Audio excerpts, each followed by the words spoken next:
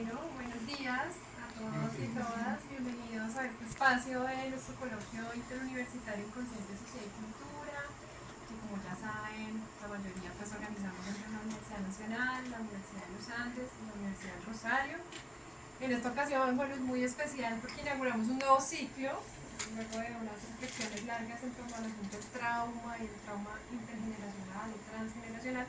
Ahora arrancamos con un ciclo que denominamos Autores Otros en Psicoanálisis, ¿no? Entonces, la idea es revisar, explorar, indagar acerca de estos autores que, por supuesto, incidieron en la teoría psicoanalítica, pero que usualmente no son tan leídos o reconocidos.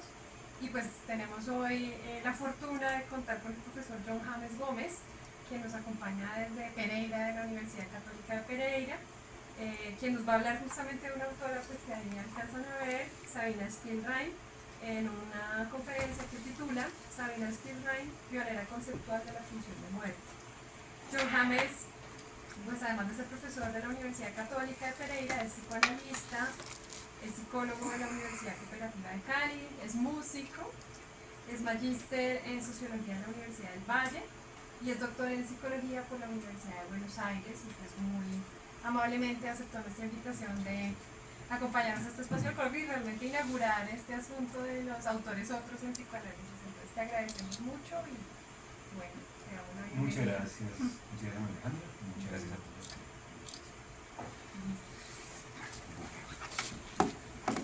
Bueno, muy buenos días para todos, para todos.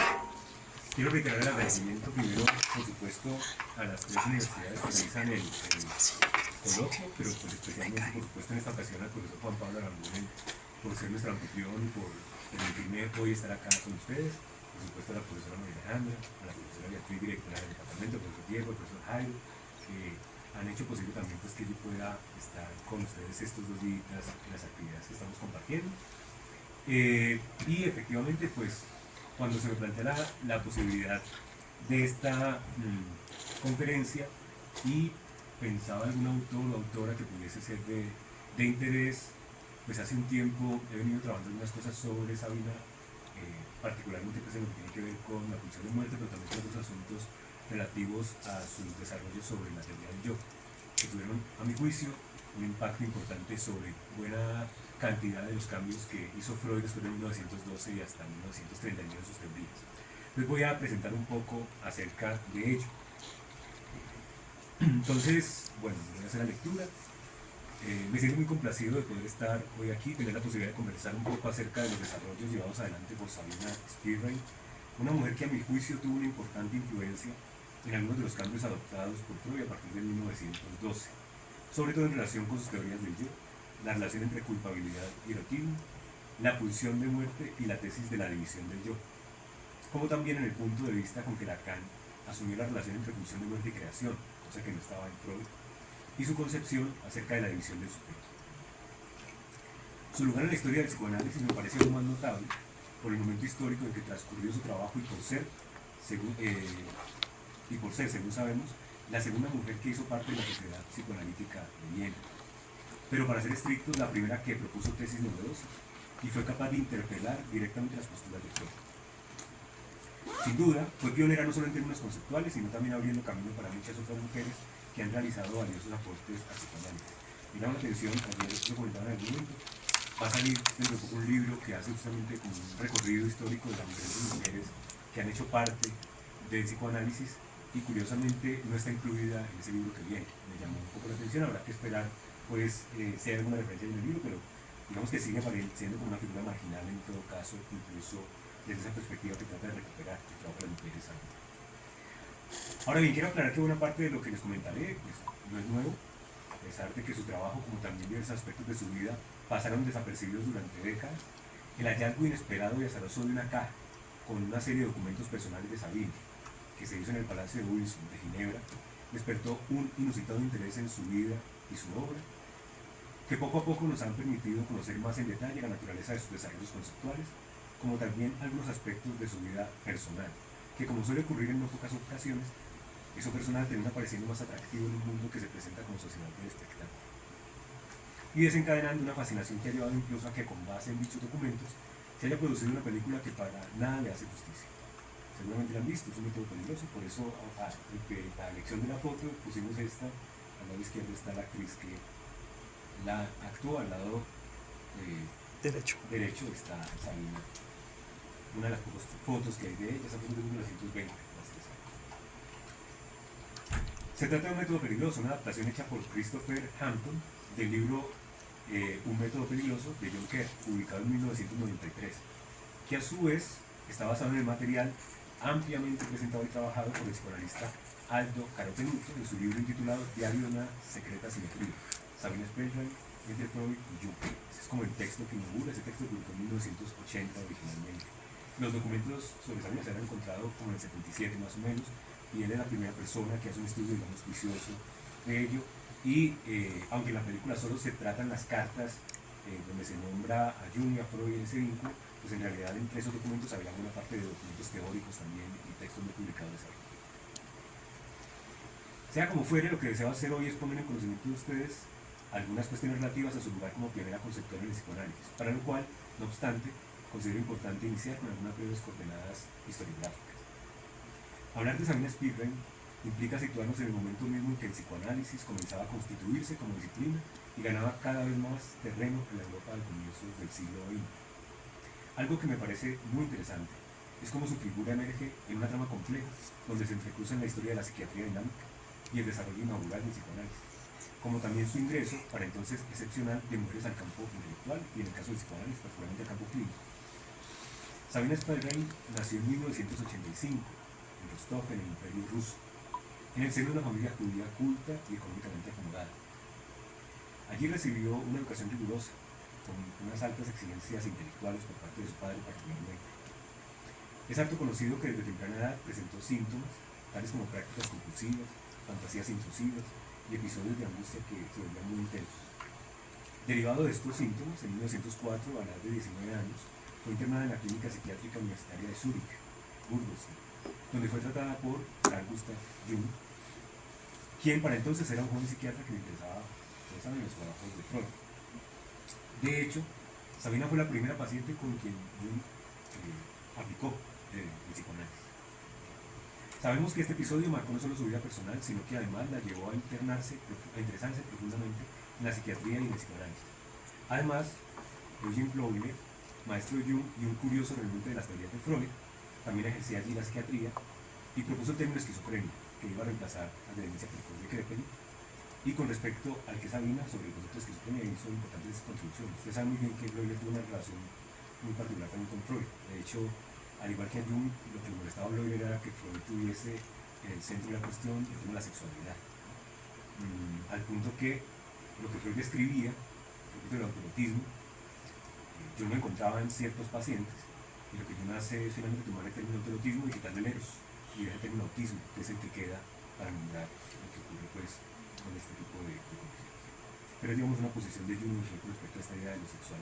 Por pedir un favor, es que de pronto para la grabación y para acá, por el ruido del... ¿Hablo más fuerte? Si puedes hablar Vale, más fuerte. Estoy con el fónico, pero voy a tratar no. Dale. Bien. Así, en ese contexto, Spellrein no solo fue paciente en aquella clínica. Tras su mejoría, en Zúrich, inició estudios de medicina y se integró activamente al ambiente académico. Su tesis doctoral, que se titulaba Sobre el contenido psicológico de un caso de demencia precoz, fue dirigida por Bleuler y finalmente se publicó en 1911, que, como veremos más adelante, fue un año muy importante para ella en relación con Freud y con el texto, del que se puede hablar particularmente de ella, que lo presentó en ese mismo año en la Sociedad Psicoanalítica. Para comprender el lugar que Sabina ocuparía posteriormente en Viena, es necesario considerar primero el espacio institucional al que se incorporó, que era, como ya les he dicho, la Sociedad Psicoanalítica de Viena, que era heredera de la otrora llamada Sociedad Psicológica de los Miércoles, que se había fundado en 1902 y que hacía sus sesiones en el consultorio de Freud. Aquellas reuniones semanales constituyeron el núcleo originario del movimiento psicoanalítico. Allí se discutían casos clínicos, textos en construcción y problemas teóricos. En sus primeros años, la sociedad estuvo integrada exclusivamente por hombres, en la mayoría médicos, por la naturaleza, digamos, de donde venía Freud. Entre ellos estaban Alfred Adler, Wilhelm Stekel, Otto Rank y Paul Feder. Su funcionamiento, por cierto, el de la Sociedad de los Miércoles, era muy parecido al de las logias masónicas. Como ustedes saben, Freud fue masón. Incluso más adelante, en 1913, entregó anillos a los miembros más fieles de la sociedad vienesa como símbolo de su compromiso, que también en aquel entonces era propio de las logias masónicas, que por cierto, siendo de orígenes ingleses, por entonces, al igual que hoy, no aceptan mujeres como miembros. Hago la precisión de las logias inglesas porque las que surgen luego francesas son mixtas, ¿no? O incluso algunas solamente. En ese sentido, la Sociedad Psicológica de los Miércoles marcó un punto de inflexión con respecto a los grupos intelectuales dominantes de principios del siglo XX, ya que de manera gradual, aunque no con conformidad de todos sus miembros, comenzaron a aceptar mujeres. No obstante, su presencia fue inicialmente marginal y en algunos casos transitoria.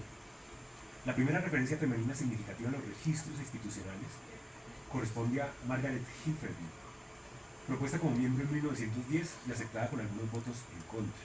Es decir, esto pasó 8 años después de la creación de la Sociedad Psicológica de los Miércoles. La permanencia de Margaret fue breve, en parte debido a que posteriormente adherió al grupo de Alfred Adler que se separó pues, del grupo de Freud. También asistieron como invitadas otras mujeres vinculadas familiarmente a miembros de la Sociedad de los Miércoles, pero sus participaciones no implicaban todavía un reconocimiento como productoras de teoría o como parte realmente del movimiento psicoanalítico. En ese contexto, el ingreso de Sabina, en octubre de 1911 a la Asociación Psicoanalítica de Viena, adquiere una relevancia especial. No se trataba de una esposa acompañante, ni de una presencia ocasional, sino de una médica formada y con producción escrita, que ya ha publicado la tesis en ese año. Además, para entonces, ya contaba también con experiencia clínica. Curiosamente, su admisión coincidió con la renuncia de Margaret, lo que la convirtió en ese momento en la única miembro activa en el núcleo, pues, bienes de la sociedad. Así las cosas, el ingreso de Spidring no pudo separarse del momento histórico más amplio. El psicoanálisis estaba expandiéndose internacionalmente y al mismo tiempo comenzaban a delinearse tensiones internas que culminarían en la ruptura entre Freud y Jung. Spidring ocupaba una posición delicada en ese entramado. Como ya mencioné, había sido primero paciente y luego interlocutor intelectual de Jung. Mantenía correspondencia con Freud y participaba en las discusiones institucionales en Viena. Su presencia encarnaba de algún modo la circulación transnacional del psicoanálisis entre Zúrich y Viena, así como las ambivalencias transferenciales y teóricas que atravesaban el movimiento. Entonces pueden ustedes notar que la participación femenina en la Sociedad de los Miércoles y en su derivación vienesa no fue un simple dato anecdótico, sino el inicio de una transformación cultural mucho más amplia. Las mujeres que posteriormente ingresaron en el campo psicoanalítico, como Emma Eckstein, Tatiana Rosenthal, Andrea Salomé, entre otras, lo hicieron en un contexto social que las confinaba mayoritariamente al ámbito doméstico. A pesar de las resistencias, el psicoanálisis se convirtió por entonces en uno de los pocos espacios intelectuales donde las mujeres podían intervenir como analistas, como teóricas y como autoras, con voz propia. En ese sentido, Spidring no fue una excepción aislada, pero sí una figura especialmente significativa por la densidad conceptual de su tesis y por su proximidad a los conflictos fundacionales del movimiento psicoanalítico. Gracias a sus intereses y a sus novedosas elaboraciones teóricas, Sabina se hizo un lugar importante en el contexto intelectual europeo, siendo así que posteriormente, después de haber estado en Viena, se trasladó a Ginebra, donde trabajó en el Instituto Rousseau e influyó, como seguramente ustedes lo saben, en el joven Jean Piaget, que además fue su paciente. Finalmente regresó a Rusia, en medio de los vaivenes de la revolución y del posterior endurecimiento stalinista, en donde además tuvo un notable reconocimiento. Fue mentora de Vygotsky y de Luria, que ustedes saben que ellos fueron primeros psicoanalistas, quienes además escribieron el prólogo de la traducción al ruso que Sabina hizo del texto de Freud más allá del principio de la sociedad. Sin embargo, en este primer momento que nos interesa, que es el de Viena, quiero destacar que Sabina Spidring no fue simplemente una discípula ni una figura satelital de Jung o de Freud. Desde su ingreso en la Asociación Psicoanalítica ocupó un lugar en el espacio de debate, en una institución todavía marcada por las jerarquías masculinas. De hecho, décadas más tarde, Freud reconoció, aunque a mi juicio no con suficiente honestidad, en una nota del pie más allá del principio de placer, que ella había, abro comillas, anticipado un buen fragmento de esta especulación, de la que estaba haciendo allí más allá del principio de placer, refiriéndose a la pulsión de muerte, y al mismo tiempo señaló que su exposición le resultaba, abro comillas, por desdicha, no del todo comprensible. Esa ambivalencia entre reconocimiento y minimización ilustra bien el destino historiográfico de Spidring, presente en el momento fundacional, pero relegada posteriormente a una posición secundaria, a menudo reducida a su vínculo con Jung, como una película. Es por esa razón que considero crucial tomar noticia de su lugar histórico, es decir, restituirle al lugar que ocupó efectivamente en los inicios del psicoanálisis. Como interlocutora de Freud y de Jung, y una de las primeras mujeres en intervenir conceptualmente en el corazón mismo del mundo.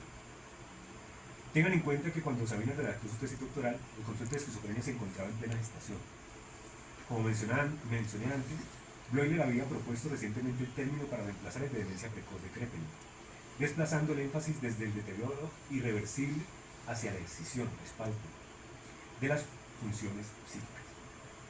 En ese contexto, la joven médica no solo se inscribía en el programa clínico del Hospital de Zúrich, sino que introdujo una perspectiva original que anticipó desarrollos posteriores del psicoanálisis. Su tesis partía de una pregunta de sumo interés.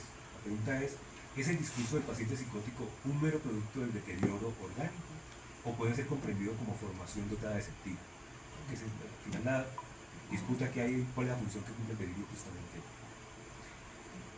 Por supuesto, allí se advierte con claridad la doble influencia de Bloiler y de Jung. Del primero, tomó la idea de que la esquizofrenia no implica necesariamente una ruina global del aparato psíquico, sino una alteración en la articulación de sus funciones. Del segundo, o sea, de Jung, retomó el método de asociación de palabras y la hipótesis de los complejos afectivos autónomos. Sin embargo, Spirling fue más allá de ambos. Su tesis no se limitó a describir mecanismos formales de disociación ni a detectar complejos inconscientes. En realidad propone que el lenguaje esquizofrénico posee una coherencia simbólica interna, o diríamos de Lacan, que tiene una función de suplencia de ambos. Así, lo que aparece como absurdo o incoherente desde la lógica ordinaria puede reconstruirse como una organización significativa si se atiende a los desplazamientos, condensaciones y transformaciones simbólicas que estructuran el discurso. Esa es la postura de Spirling. Como bien lo destaca Juan Garabé en su artículo titulado Sabina Spirling, El nacimiento de la esquizofrenia, publicado en 1996. Noten pues que esa tesis, aparentemente absurda e incoherente a los ojos de la psiquiatría de su tiempo, se explica precisamente porque su aproximación al problema de la esquizofrenia estaba fuertemente influenciada por la lógica del sueño, tal como la había formulado Freud, pero aplicada por ella al campo de la psicosis, cosa que Freud no había hecho pues, hasta ese momento. Así, el aporte decisivo de Spirling consistió en afirmar que el contenido delirante no es un residuo sin sentido, sino expresión de conflictos psíquicos que afectan al núcleo mismo del yo. Por otra parte, la excisión esquizofrénica no equivale simplemente a una fragmentación mecánica, sino que implica una transformación profunda en la economía libidinal y en la posición del sujeto con respecto a sus representaciones. De este modo, Spirling introdujo una lectura dinámica, allí donde la psiquiatría clásica tendía a privilegiar el modelo deficitario, lo que no me parece poca cosa. En su análisis clínico, Spirling mostró cómo determinadas producciones verbales de la paciente, que aborda pues en su tesis, que eran aparentemente caóticas, responden a asociaciones afectivas intensas y a conflictos ligados a la sexualidad, la identidad y la relación con las figuras parentales. El yo en este marco ya no es concebido como una instancia unitaria y transparente. Tengan en cuenta allí que para ese año Freud seguía pensando el yo como una unidad compacta. No había escrito todavía que el del narcisismo, el yo era un objeto de las pulsiones sexuales. El yo en ese marco ya no estaba concebido como una instancia unitaria y transparente, sino como un lugar de tensiones. Es decir, un yo que anticipa claramente la perspectiva que Freud introduce sobre ese mismo concepto a partir de su introducción del narcisismo de 1914. Así, la esquizofrenia revelaría de manera exacerbada la vulnerabilidad constitutiva del yo frente a fuerzas pulsionales que pueden desorganizarse. Aquí se advierte una novedad conceptual importante. Mientras Bloiler describía la escisión como un fenómeno estructural de las funciones psíquicas, de afecto, pensamiento y voluntad, Spirling introdujo la idea de que dicha escisión está vinculada a procesos de transformación que afectan la identidad del yo. Entonces el yo no solo se fragmenta, sino que atraviesa un proceso en el que determinadas representaciones deben morir, dice ella, o disolverse, para dar lugar a otras configuraciones. Esta perspectiva de la disolución del yo anticipaba el vínculo que la misma Sabina establecerá más tarde entre destrucción y devenir, que es precisamente el texto que presentó en 1911 en la Asociación Psicoanalítica de Viena y al que Freud se refirió en esa nota que les mencioné de más allá del principio del placer, pero también vamos a ver después, lo hace de manera alusiva en otra referencia en el malestar de la cultura. Además, la lectura que ella hizo del contenido psicótico subrayaba el papel de la regresión y del retorno a modos arcaicos de simbolización. Es así que el discurso esquizofrénico identifica mecanismos que remiten a formas primitivas de pensamiento, donde las palabras son tratadas como cosas, y las asociaciones se organizan según semejanzas sonoras o afectivas más que lógicas. Lejos de interpretar esto como un mero deterioro, Spearlin lo concebía como una reactivación de estratos tempranos de la vida psíquica. En ese sentido, su tesis contribuye notablemente a inscribir la esquizofrenia dentro de la continuidad con procesos, digamos, normales como el sueño y la fantasía. También resultó innovadora su manera de situar el conflicto entre el yo y las exigencias pulsionales. El yo aparece como una organización relativamente frágil, expuesta a la irrupción de contenidos que no logra integrar. En ese sentido, la esquizofrenia pondría en escena una lucha entre tendencias de cohesión y fuerzas que tienden hacia la disolución. Esta concepción dinámica del yo, ya no como entidad fija, sino como resultado siempre inestable de procesos de integración, fue fundamental para su posterior elaboración sobre la pulsión de destrucción. En síntesis, aunque la tesis doctoral de Spearlin se inscribe en el horizonte teórico de los desarrollos de Bloiner y Jung, su originalidad radica, a mi manera de ver, en tres movimientos. Primero, en la afirmación del carácter significativo del contenido psicótico. Segundo, en la lectura de la esquizofrenia como proceso dinámico, que compromete la economía libidinal y no solo las funciones formales del pensamiento. Y tercero, en la problematización de ello como instancia atravesada por fuerzas contradictorias, cuya desintegración puede comprenderse tanto como patología como revelación de mecanismos constitutivos de la vida psíquica. De este modo, antes incluso de formular explícitamente su hipótesis sobre la destrucción como condición del devenir, Spearlin ya había introducido en la clínica de la esquizofrenia como concepción en la que la disolución del yo no es únicamente un signo de deterioro, sino también la manifestación extrema de procesos estructurales que habitan el psiquismo.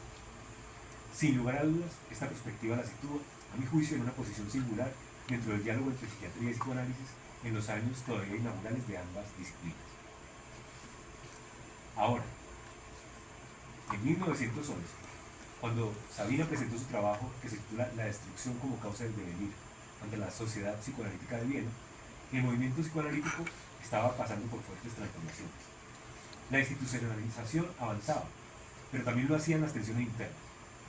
En ese clima, la intervención de Sabina no fue un episodio menor, sino un acontecimiento teórico que tocaba uno de los núcleos más delicados del edificio freudiano, a saber, la naturaleza de la pulsión y el papel de la destructividad en la vida psíquica. El texto de Sabina, que fue publicado el año siguiente en el Anuario de Investigaciones Psicoanalíticas y Psicopatológicas, propone una tesis que me parece audaz. Lo que ella dice es que en el interior de la pulsión sexual actúa una tendencia destructiva que no es meramente negativa, sino constitutiva del proceso mismo de transformación y de creación. La unión amorosa, sostiene Spearlin, implica siempre un momento de disolución del yo, ya que la reproducción y el devenir suponen la destrucción de formas previas de organización.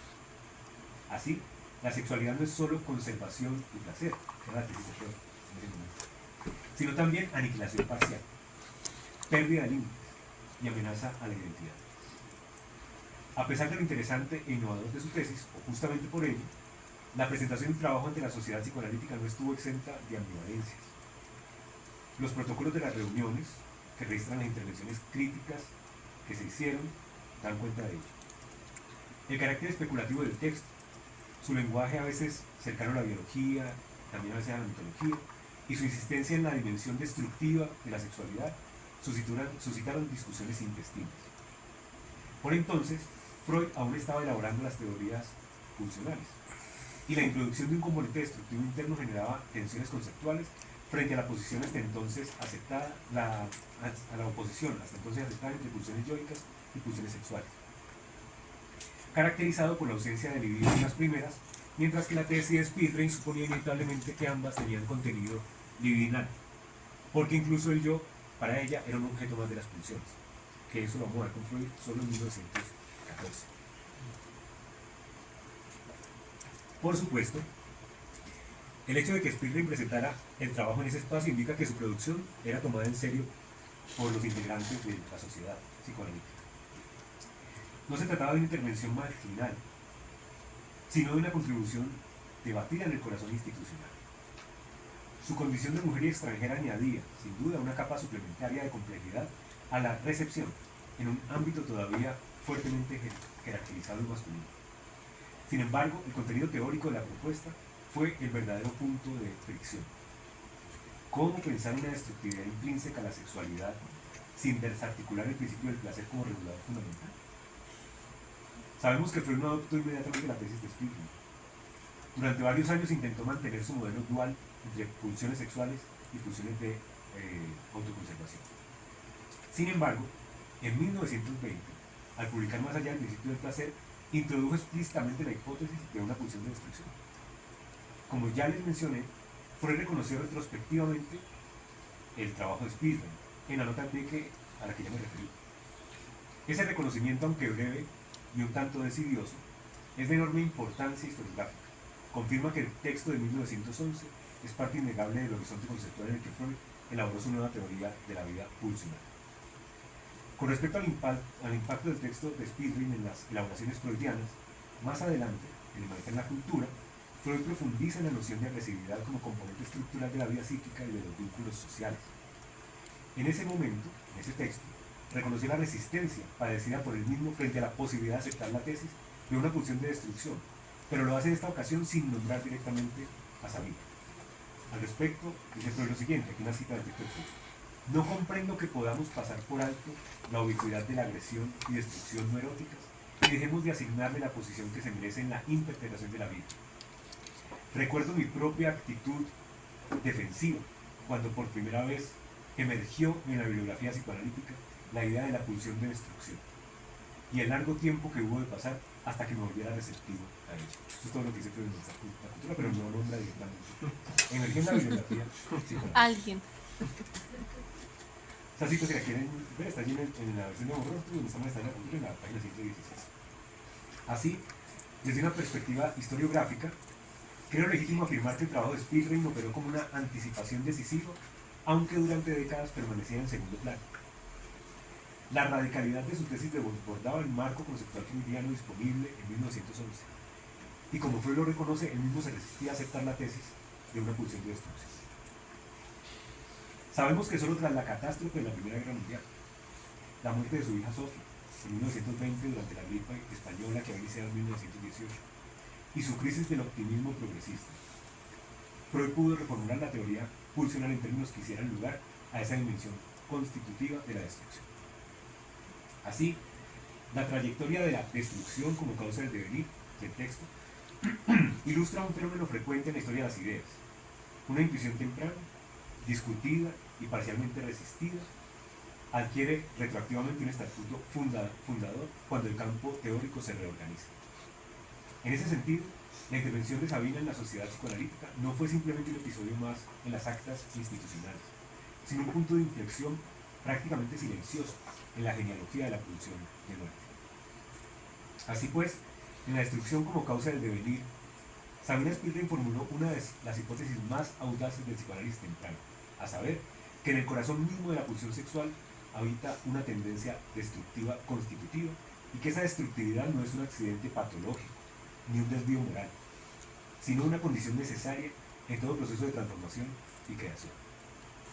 Debemos reconocer que el texto no presenta aún una teoría sistemática de la pulsión de muerte, eso es cierto, por lo menos no en el sentido que Freud le va a dar después, pero sí establece una concepción dialéctica en la que la vida psíquica se organiza a partir de una tensión interna entre conservación y disolución. La tesis central podría formularse del siguiente modo: todo devenir implica destrucción. Para llegar a esa tesis, Spiegelman parte de una observación biológica, sin abandonar la tesis freudiana de la causalidad psíquica. Afirma que en la reproducción sexual, la unión de las células germinales supone la desaparición de su individualidad previa. En la experiencia amorosa, se dice también, el sujeto experimenta una amenaza a la integridad de su vida. Entonces, como que la fusión de las células implica una destrucción parcial y algo nuevo surge de esa destrucción, pero también cuando se ama, cosa que Freud va a decir en Introducción al Narcisismo, uno renuncia a cierta parte de su propio yo o de su propia identidad y eso se siente amenazado. Esa idea ya está en el texto de Sabina y Freud la va a retornar en Introducción al Narcisismo sin mencionar. Así, afirma que, abro comillas, citando ya directamente el texto de Sabina, el instinto de reproducción exige la destrucción del individuo. Así, es más que natural que las representaciones de castigo asuman tan a menudo una tonalidad sexual. Hasta ahí la cita del texto. Como cuestión adicional, en esta cita podemos notar que para Spielberg la sexualidad no apunta exclusivamente al placer ni a la conservación individual, sino que conlleva una dimensión, digamos, sacrificial. El yo debe ceder, fragmentarse o transformarse para que algo nuevo advenga. No perdamos de vista en ningún momento la fecha en que ese texto dio la luz, pues para entonces, por ejemplo, la ligadura entre culpabilidad y erotismo, que Freud abordaría inicialmente en Pegan a un niño, y que luego desarrolló con mayor profundidad en el yo y el ego, y en el problema económico del masoquismo, uno en 1916, otro en 1923, otro en 1924, donde además Freud eleva a su máxima expresión esa ligadura entre culpabilidad y erotismo, bajo la forma del masoquismo moral. Son todos esos textos de Freud posteriores al texto de Sabina Spielberg. Prestemos atención al siguiente argumento presentado por ella en su texto, una cita un poco extensa.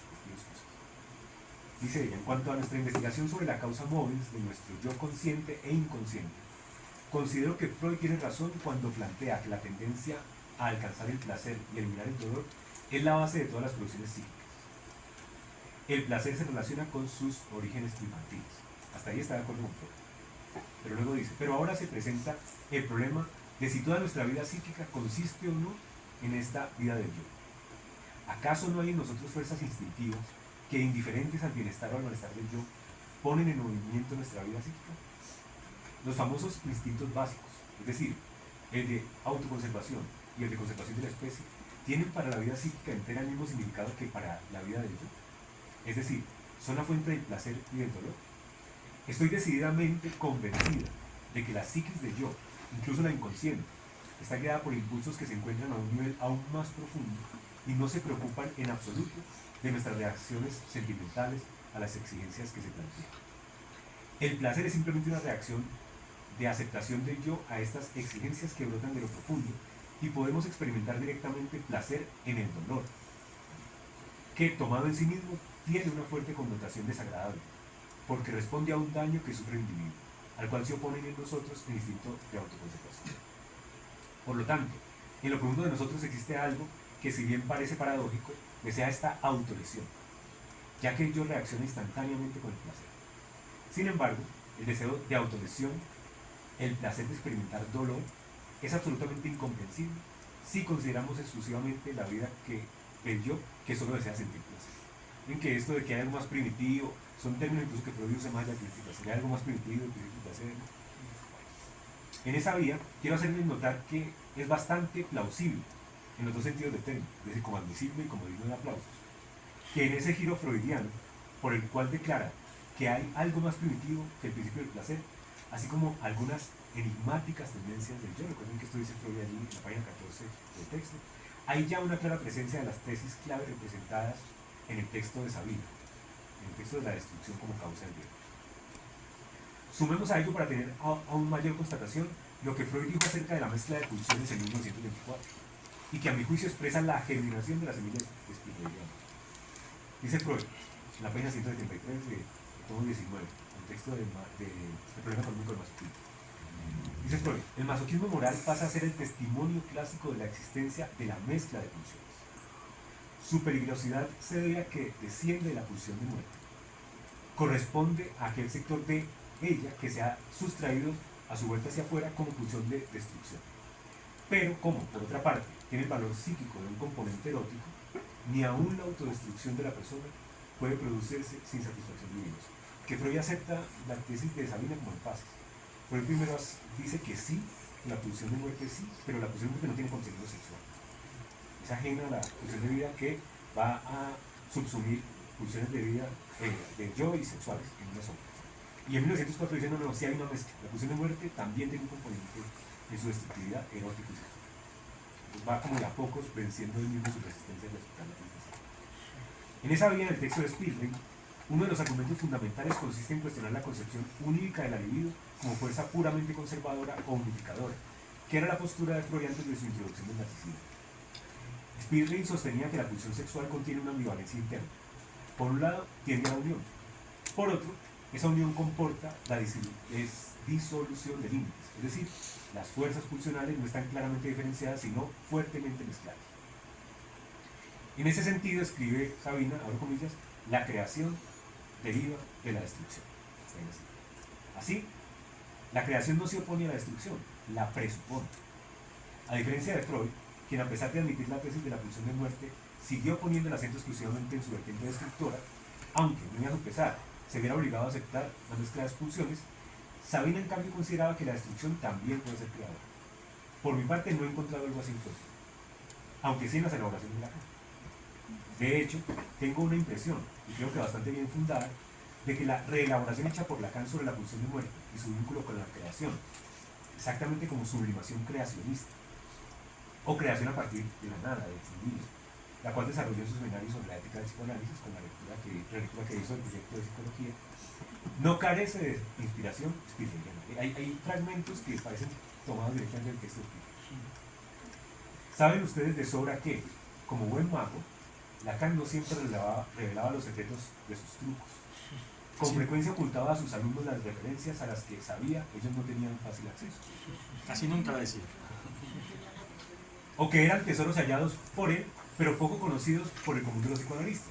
Como hizo, por ejemplo, con un texto al que me referí en la ponencia ayer, de Emil Breyer, que es el de la teoría de los incorporales del estoicismo antiguo, en el que está basado todo lo que habla sobre el objeto y sobre el sujeto del inconsciente, y del cual tomó la física y la lógica en la que sustentó su teoría del objeto y su inconsciente.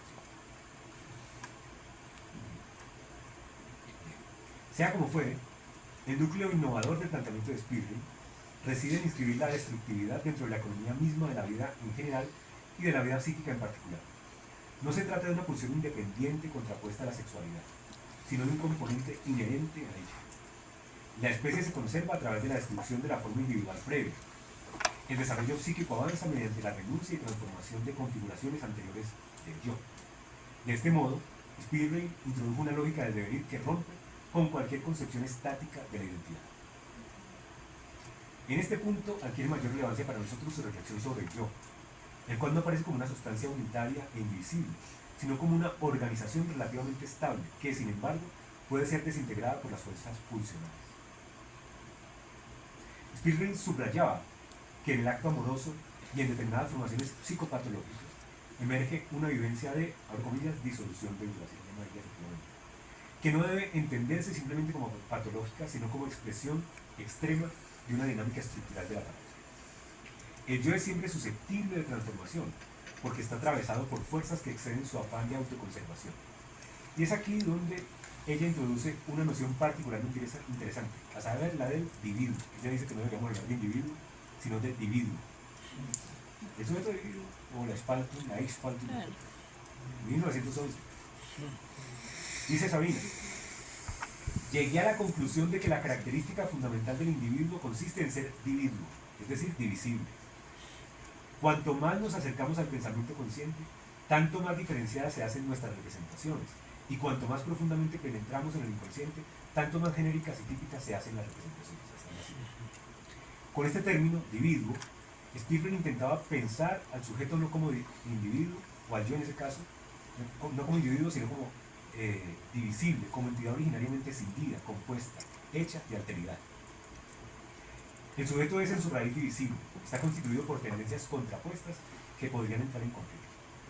Para ella, la experiencia amorosa y la reproducción biológica revelan esta condición, la de que para que algo nuevo surja, el sujeto debe aceptar su propia división.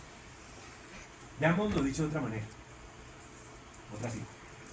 Vemos aquí un punto en que el sujeto solo puede abordar dividiéndose él mismo en cierto número de instancias. Podríamos decir lo que se dice del reino dividido, que allí perece toda concepción de la unidad del psiquismo, del pretendido psiquismo totalizador, sintetizador, que asciende hacia la conciencia. Esa cita no es de Spirling, es de Lacan en el seminario de los 4 conceptos fundamentales. Inspiración. La cita anterior no es del texto de Spirling, sino del seminario de Lacan dictado en 1964, quien en ese momento se refería a los desarrollos de Freud con respecto a las neurosis traumáticas, en las cuales, recuerden ustedes, se ponían en evidencia lo que fue llamado esas enigmáticas tendencias marxistas del yo. Pero ven que más allá del principio del placer, Freud tiene la preocupación de lo que pasa con los sueños que tienen los neuróticos de guerra, que en lugar de soñar, por ejemplo, viendo a sus compañeros muertos vivos otra vez, lo que implicaría la realización del deseo, los ven otra vez en la situación de muerte o ellos mismos pasando por situaciones traumáticas. Entonces Freud hace dos hipótesis posibles. Y dice, o tendríamos que aceptar una condición patológica del sueño que contradice mi tesis de 1900, o tendríamos que aceptar que existen unas enigmáticas tendencias masoquistas del yo. En el yo y el ello, en el quinto apartado que se llama los vasallajes del yo, acepta la segunda, que es que hay una tendencia masoquista. Y en el problema económico del masoquismo ya lo plantea con todas las letras, a propósito del masoquismo erógeno, que implica la culpabilidad y erotismo ligadas, y que tiene dos variantes, que es lo que llaman masoquismo femenino, y por el otro lado el masoquismo moral, que él considera es el más peligroso de todas las formas del masoquismo.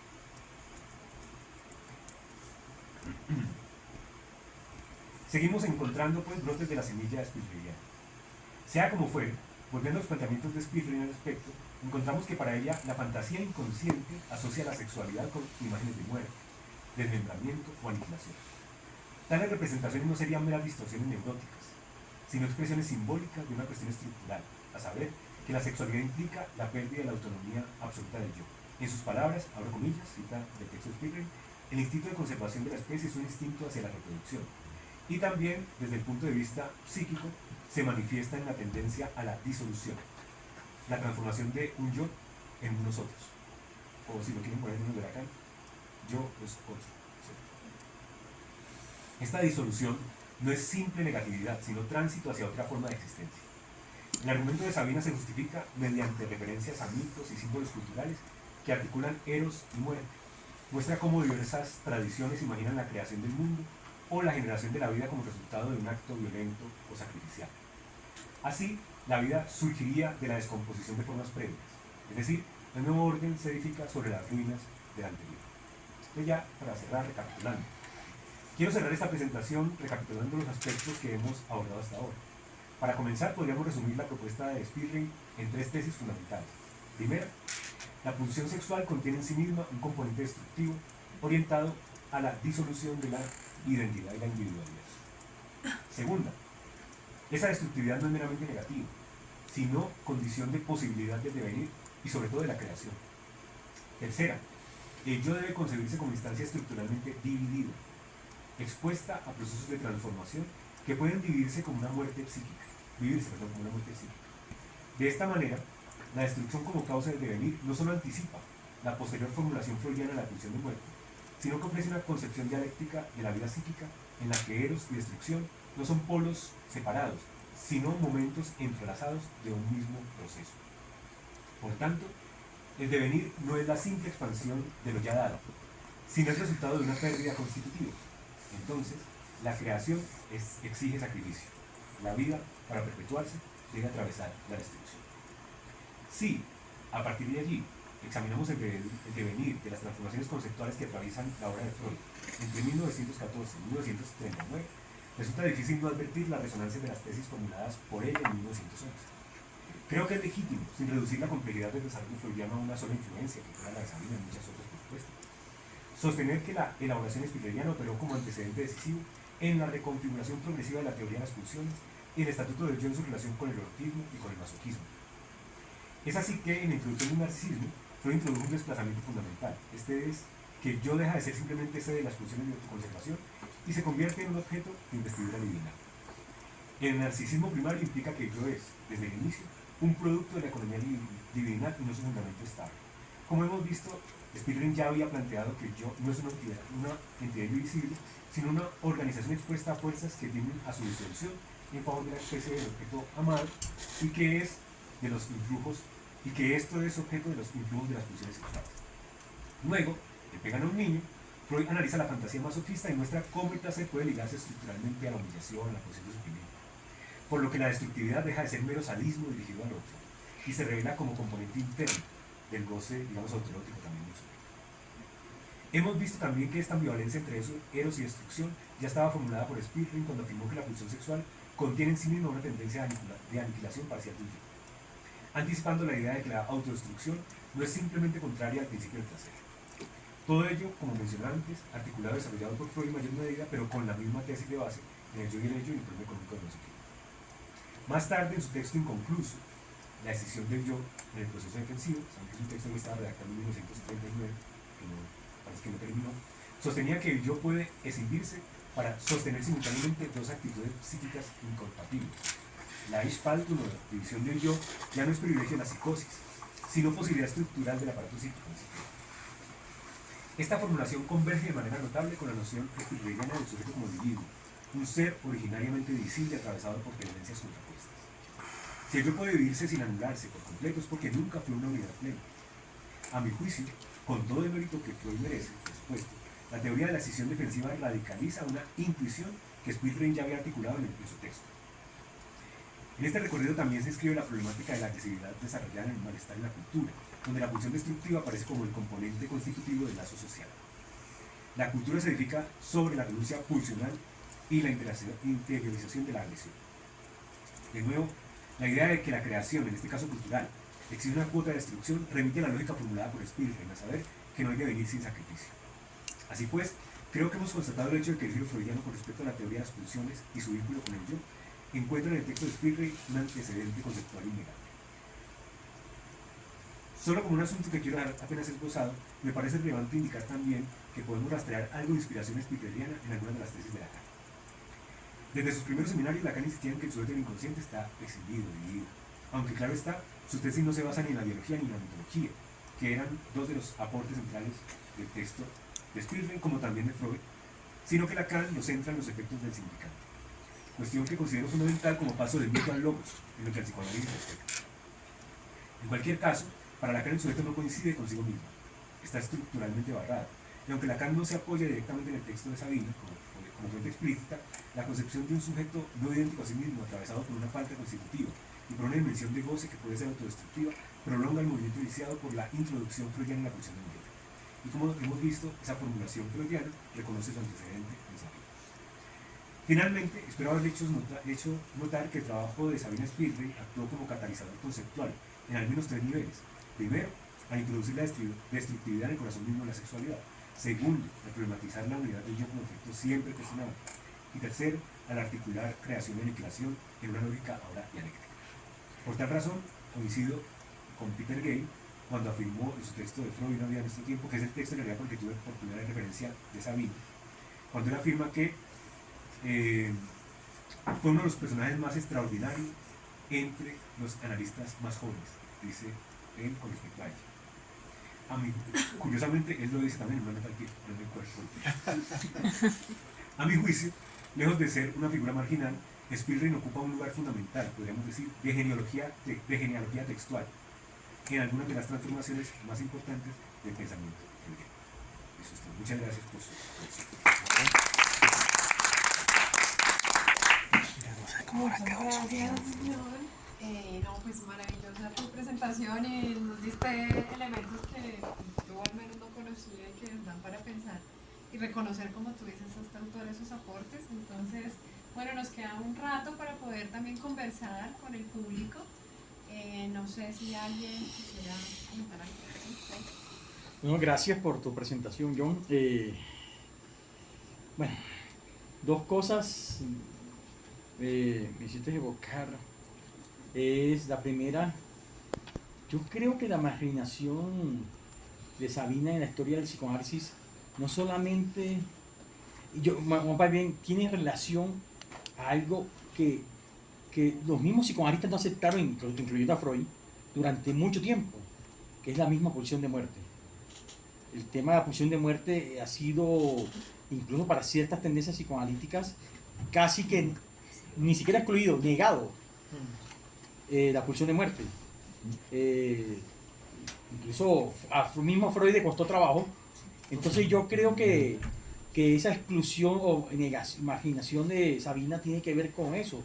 Y dos, con algo todavía que no sé, no lo estaba pensando yo solamente, bueno, con algunas discusiones con otras personas, ¿no será algo también de lo femenino que enuncia ahí Sabina? Que los mismos psicoanalistas, incluso lacanianos, niegan todavía, hoy en día, en 2025, que no pueden aceptar que hay algo ahí de la negación, 2026, todavía hay algo de la negatividad, una negatividad creativa, que Lacan lo planteó, tú lo acabas de reseñar incluso en el seminario 11, pero también en el seminario 7, en otros seminarios. Yo creo que hay algo fuerte ahí. que Sabina lo pudo desarrollar de su manera, en 1911 no tenía otros elementos teóricos para desarrollarlo, pero algo da ahí en el clavo, que para Freud también es difícil aceptarlo. Entonces hay algo histórico ahí en el mismo psicoanálisis que no quiere reconocer la pulsión de muerte, la negatividad y lo femenino. No sé, y cuando tú hablabas, me acordaba de Deleuze, en Diferencia y Repetición, que para él también, incluso la relación entre repetición y muerte, que es creativa también. Algo que bueno, Deleuze lo toma de otros lados, desde Nietzsche hacia acá, pero llega a esa misma unas conclusiones parecidas a Lacan, la creatividad de esa repetición que tiene que ver algo con la negatividad también. Eso, ¿no? La segunda cosa es que ya sabes, bueno, no lo dijiste, pero sabemos cómo terminó Sabina. Trágicamente. Ella y sus hijas, ¿no? Fueron asesinadas por los nazis cuando invadieron a Rusia. Ella se resistió, bueno, ella fue acusada, y eso, bueno, para mí es una héroe, porque ella asesina, la fusilan, era porque ella hizo resistencia.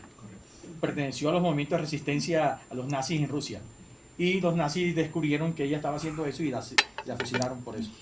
Entonces yo creo que, pero gracias a su vida, a sus aportes, incluso hasta su muerte, sí, como parece que sí, fue hasta consistente hasta el último día de su vida con eso. Sí, Jero, no, efectivamente no hice mención de esa última parte que es, digamos, la condición más trágica de todo lo que ha sido trascender que la vida de Stirling, siempre un poco revelada, pero además luego pues padeciendo como muchos judíos, pero en el caso de ella pues en un contexto además donde sus hijas también son asesinadas por el nazismo muy fuerte, ¿no? Ella cita a Nietzsche también en el texto. Nietzsche es una de las influencias de ella, que además Freud tiene una relación muy particular con Nietzsche. Hay textos en que lo quiere un poquito y hay otros en que lo detesta profundamente, nunca lo quiere mucho, pero yo creo que también tiene que ver algo con lo femenino. Sí. Bueno, esa es otra historia. Pero es una referencia a la que ella le da mucha importancia en relación a la creación. Y digamos, yo aquí me centré en algunos aspectos que me interesaban con respecto a esto de la pulsión de muerte y los asuntos teóricos asociados, pero Sabina Spielrein fue pionera en otros asuntos. Casi siempre se sitúan a Freud, por ejemplo, como pionera de escuelas con niños. La primera mujer que trabajó con niños fue Sabina.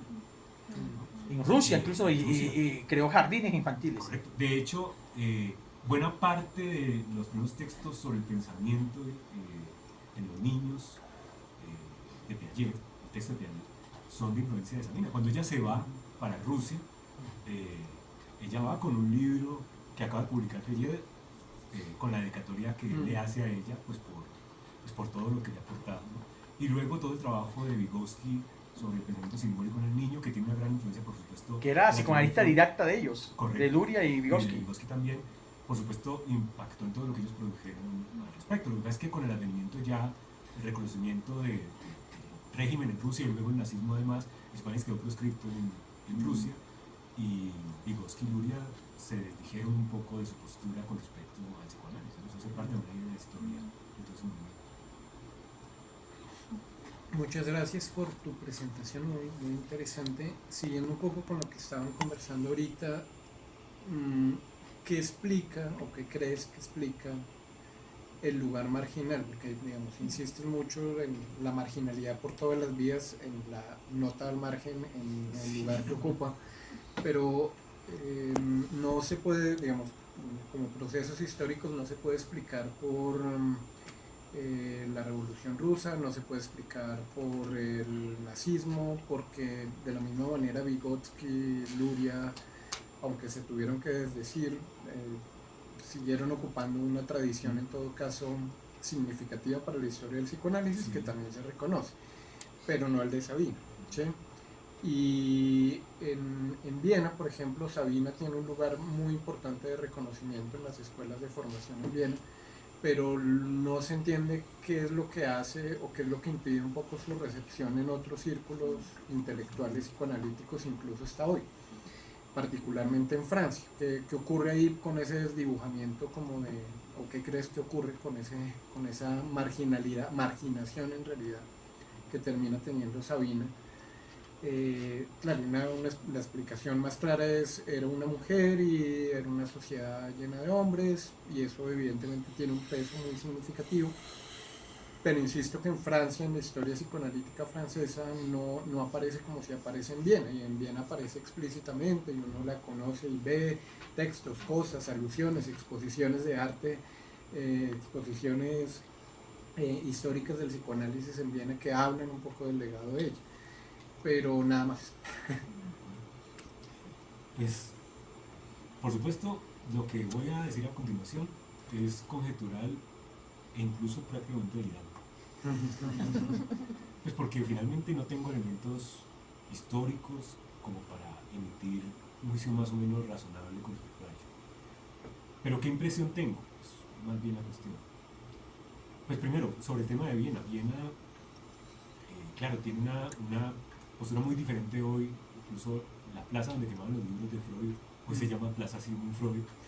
Entonces ahí hay un lugar diferente de psicoanálisis que yo creo que en términos de recuperación de la historia es muy importante en todos sus aspectos, pero sobre todo con respecto al judaísmo, como tratando un poco de limpiar las culpas. Entonces creo que ahí Sabina tiene un lugar diferente también por el hecho de ser judía y por cómo terminó precisamente como se llamaba Jairo.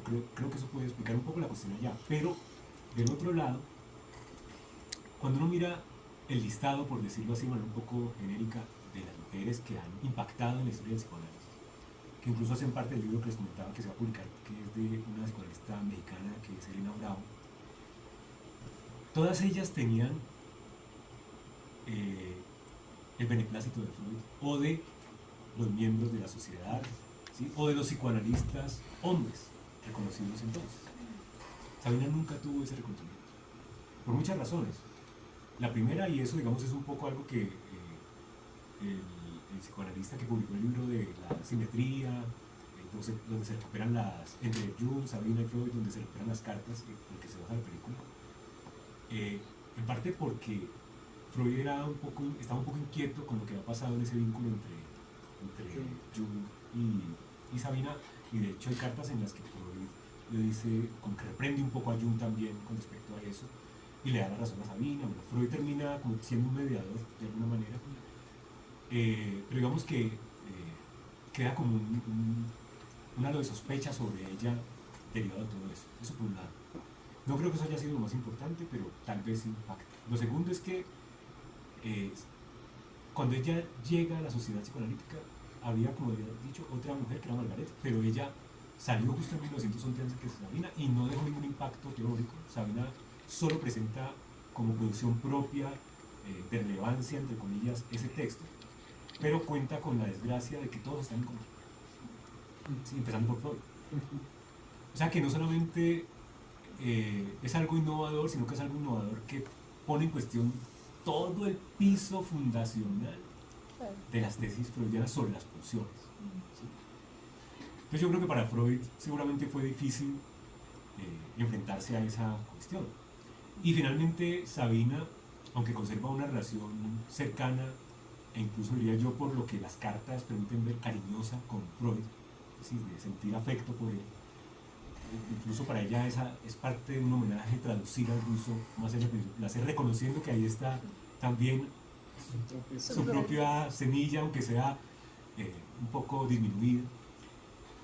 De todas maneras, ella, no sabemos por qué razón, yo no he encontrado información sobre ello, ella decide salir del movimiento psicoanalítico. No se reconoce como parte del grupo freudiano propiamente, pero sí como practicante de la clínica psiquiátrica orientada en la vertiente psicoanalítica, ¿sí?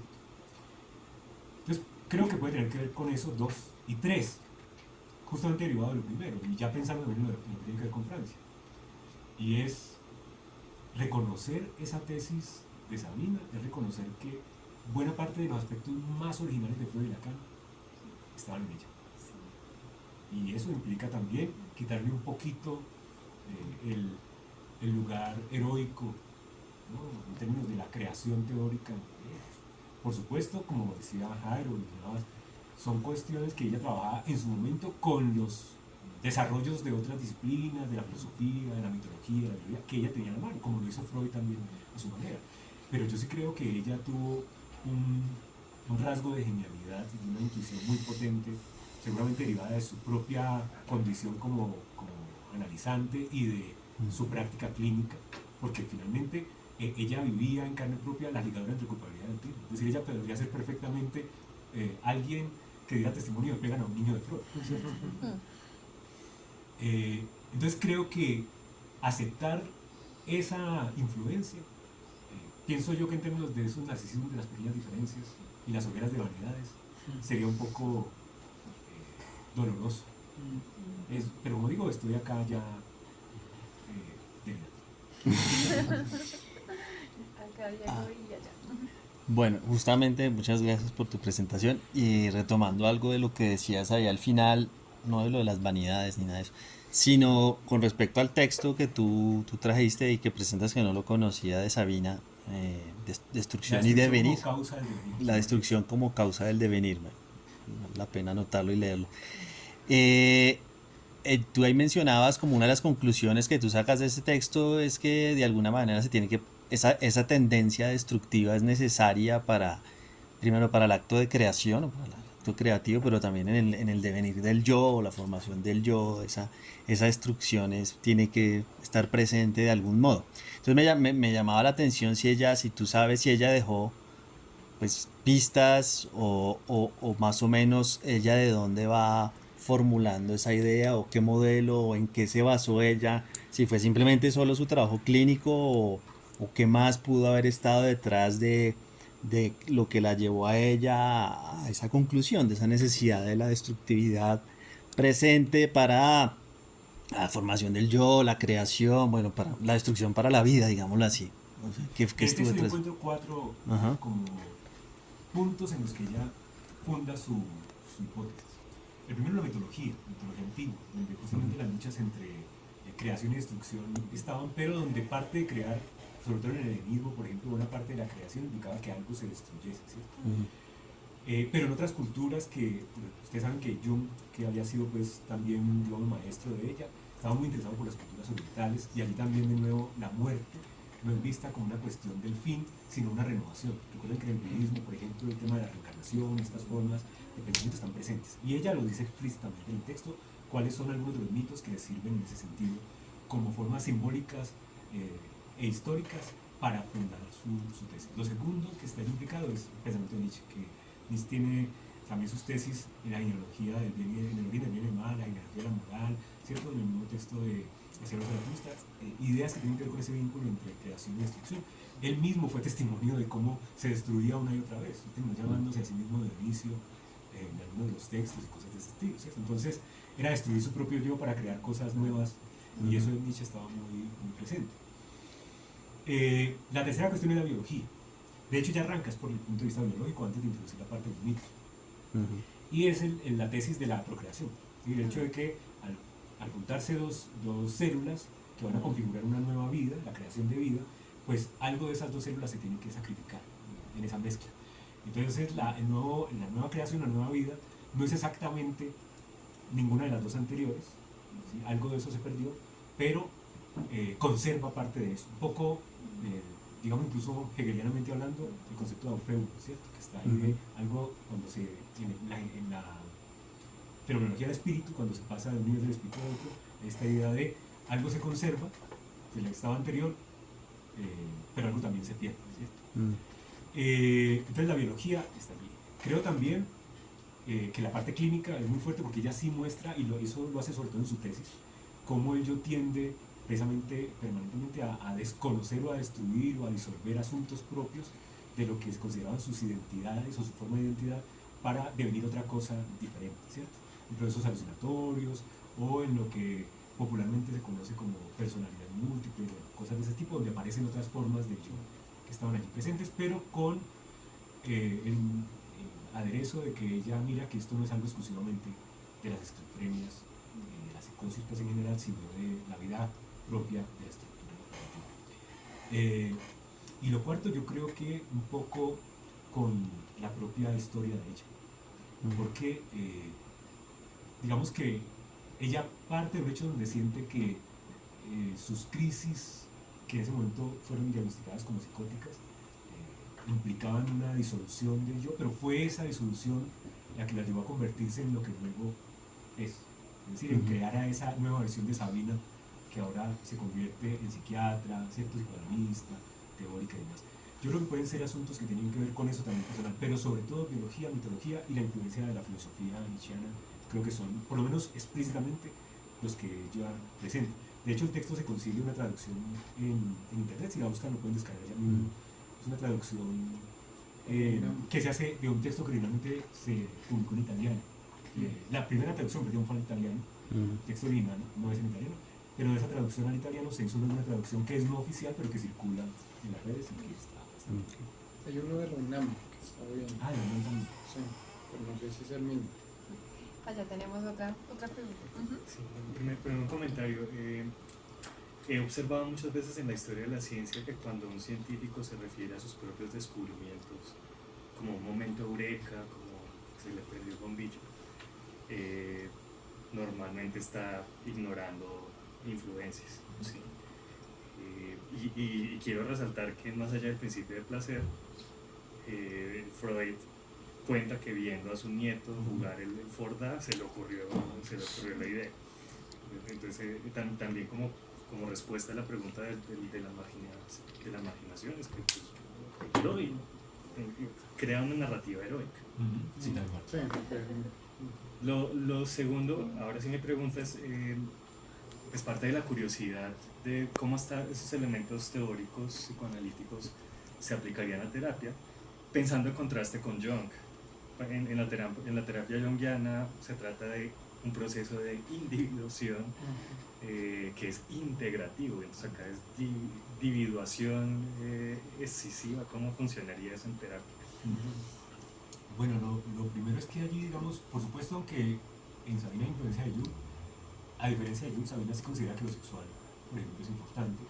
Porque recuerden que Jung, de todas maneras, tratando de quitarle el componente sexual, pues recurrió a la simbología, sobre todo arquetípica, ¿cierto? Y eso implica ciertas figuras unitarias, individuales, que constituyen grandes magnitudes fundacionales de la constitución de una identidad cultural o del yo.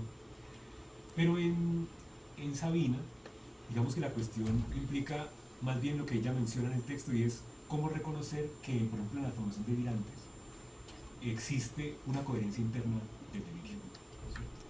¿Qué es lo que esa coherencia interna del delirio implica en términos de lo que pasa con la condición del sujeto? Ella eso no lo desarrolla más que hasta ese punto.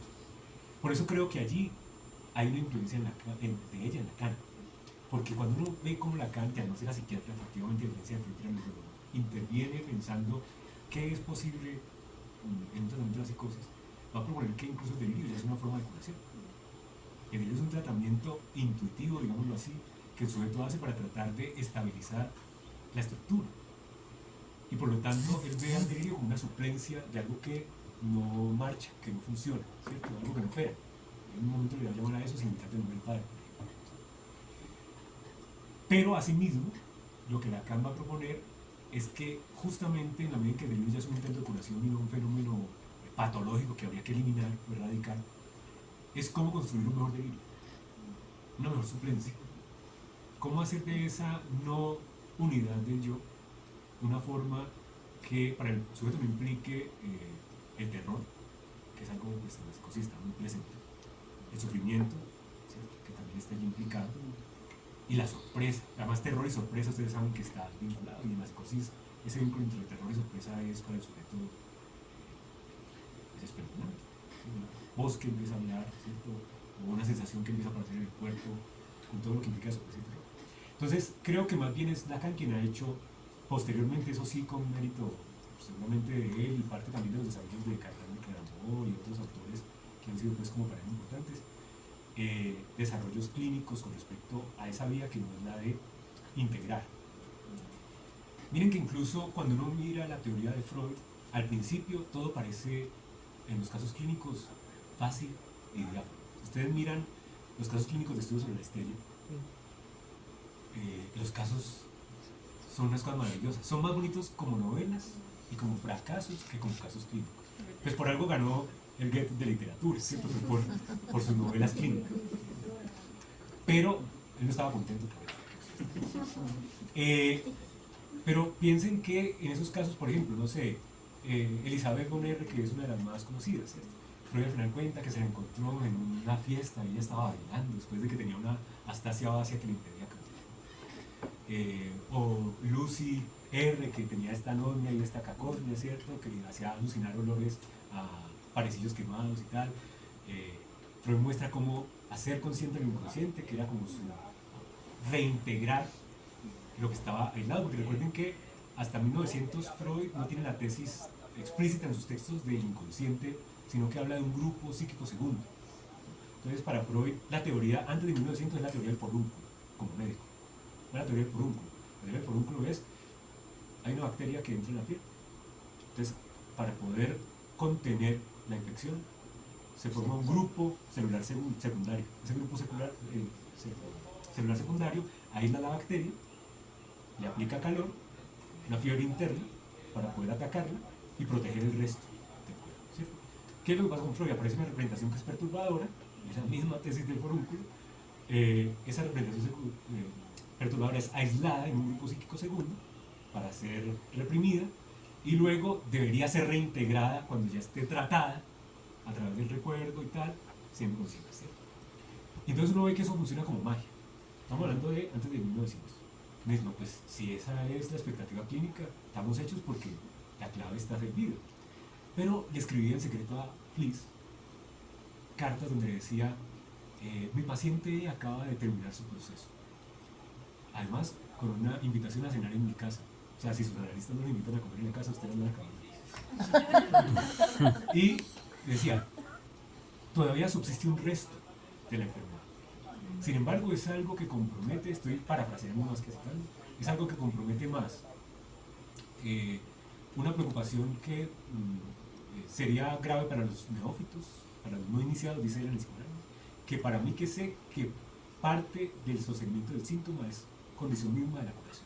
Es decir, que Freud consideraba que el síntoma no necesariamente tiene que... Estamos hablando de antes de 1900, pero en sus textos públicos todo era maravilloso. ¿Cómo termina Freud? Primero, empezando a omitir la presentación de casos. ¿Sí? Y ya los que presenta son casos que tienen otras connotaciones muy distintas. Por ejemplo, las ratas es un caso muy diferente a los casos de sobre la histeria. Incluso el caso de Dora, que es más temprano, de las ratas también muy diferente. El caso de Juanito no lo contemos como caso que es muy interesante, porque en realidad quien atendía a Juanito, que era su papá, Max Graf, ¿cierto? Que era psicoanalista también. Y Freud simplemente vio a Juanito un par de veces cuando su papá lo llevó como a un control con Freud. ¿Sí? Pero Freud jamás fue el analista de Herbert, que es como se llama. Esa historia de Herbert Graf es muy interesante también porque él terminó convirtiéndose en el ambientador de los escenarios de las óperas. Entonces él mismo cuenta en una entrevista, esto es un paréntesis aislado que estoy aquí asociando libremente, que él no recuerda muy bien lo que pasó con Freud en su análisis, pero lo que él ve es que su fobia terminó poniéndose ahí en su trabajo, de otra forma, porque él nunca está en la escena, él siempre ve el cuadro de afuera, él organiza la escena, él hace el montaje de la escena y queda por fuera, cierre paréntesis.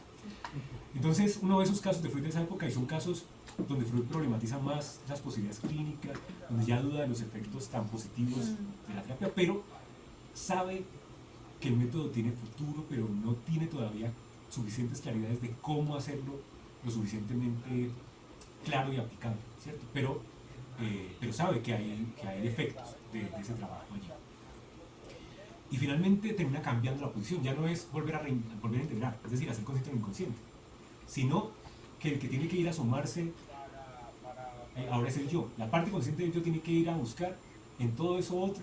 Es decir, que antes era sacar lo que estaba aislado de la conciencia hacia la conciencia. Ahora es que la conciencia tiene que ir a mirar que ella no es una unidad. Donde el yo era, ¿no? El yo debía venir, ¿cierto? Es la traducción que propone la cara, que me parece interesante. Y es más bien el yo tiene que ir a mirar para darse cuenta que está hecho de pulsiones, que no hay integración posible, que es un conjunto de identificaciones más que una identidad propiamente constituida.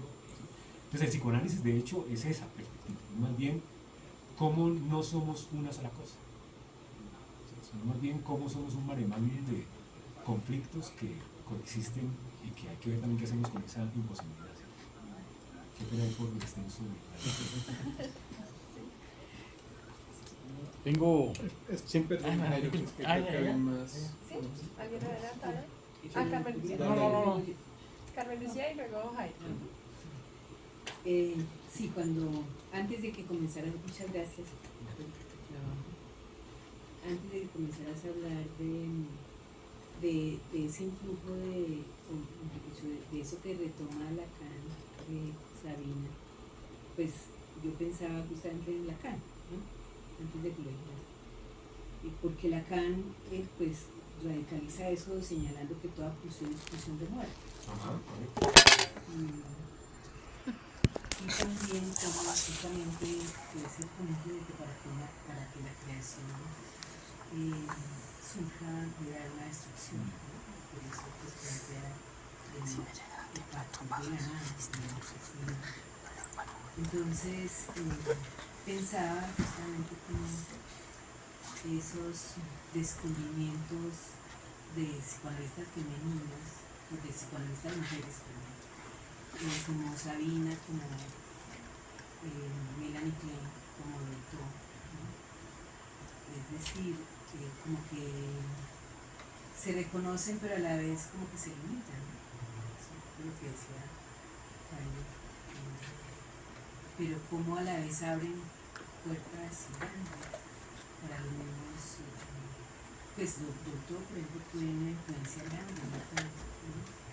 Y Lacan, bueno, que reconoce elementos, reconoce pues la teoría de Melanie Klein señalando que era una bestia de lo imaginario, ¿no?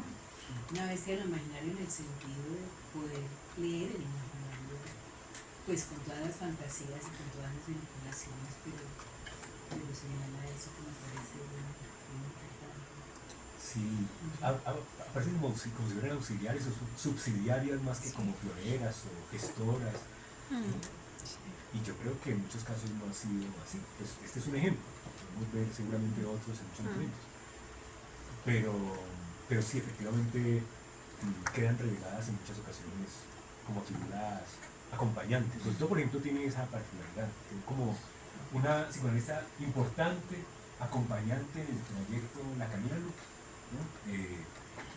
Pero incluso cuando se dio la ruptura en 1998 entre Colette y Mujer, uno ve también que de alguna manera queda como los parias ligados a una mujer que funda su propia escuela, ¿no? Y la verdadera sociedad psicoanalítica moderna, ligadas a defender el derecho de Lacan. Son cosas que siguen apareciendo por la manera como se presentan ciertas cosas históricamente, y yo creo que hacen parte pues, de los avatares justamente de que todavía estamos afectados, digamos así, por esa tradición de la jerarquía y la masculinidad, ¿no? La idea del héroe como hombre, además particularmente. Es interesante. Por eso, otro paréntesis, el tema de los mitos, de los grandes héroes en las guerras y demás. Me recuerdo un texto que salió el año pasado que me gustó mucho, se llama Patogénesis. No recuerdo ahorita el autor. Y desmonta un poco esa idea y muestra cómo las bacterias ayudaron a esos supuestos grandes héroes en las guerras. Muchas veces se llamaron guerras fue porque los que venían, por ejemplo los colonizadores, traían un montón de enfermedades que no estaban todavía aptos para defenderse y terminaron menguando poblaciones y acabando con gente no por lo grandes que eran como guerreros, sino porque traían estaban enfermos. Un ejército invisible, ¿no? Que hacía el trabajo sucio, literalmente sucio. Un texto muy interesante, se llama Patogénesis.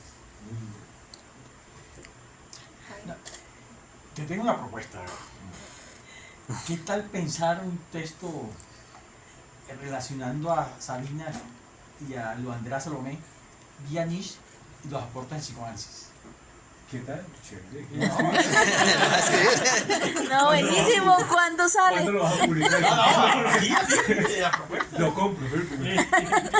No, yo creo que hay algo también, tú lo dijiste hace un rato, se ha hecho trabajo, sí, pero los trabajos que uno lee sobre la influencia de Nietzsche en el psicoanálisis con Freud son, sí, de algunas posturas filosóficas, algunas ideas, pero muy poco alguna relación entre la amistad de Andrea Salomé con Nietzsche y Freud.